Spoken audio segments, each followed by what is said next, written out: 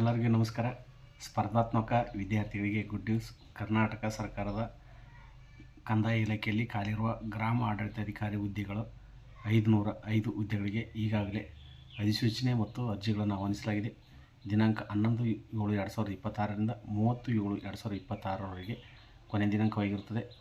ವಿದ್ಯಾರ್ಥಿಗಳಿಗೆ PUC ವಿದ್ಯಾರ್ಥಿ ಮತ್ತು ತತ್ಸಾಮಾನ್ಯ ವಿದ್ಯಾರ್ಥಿ ಆಗಿರುತ್ತೆ ಮತ್ತು ಅವರ ವಯೋಮಿತಿಯು ಸಾಮಾನ್ಯ ಅಭ್ಯರ್ಥಿಗಳಿಗೆ 40 ವರ್ಷ, ಇದು OBC ಅಭ್ಯರ್ಥಿಗಳಿಗೆ 43, SC/ST ಮತ್ತು ಪ್ರವರ್ಗ 1 ಅಭ್ಯರ್ಥಿಗಳಿಗೆ 45 ವಯಸ್ಸಾಗಿರುತ್ತದೆ. ಇದನ್ನು ಅಭ್ಯರ್ಥಿಗಳಿಗೆ ಒಂದು ಸ್ಪರ್ಧಾತ್ಮಕ ಪರೀಕ್ಷೆಗಳ ಮೂಲಕ ನೇಮಕಾತಿ ನಡೀತದೆ. ಇದು KE ವೆಬ್ಸೈಟ್ನಲ್ಲಿ ಅರ್ಜಿಗಳನ್ನು ಆಹ್ವಾನಿಸಲಾಗಿದೆ.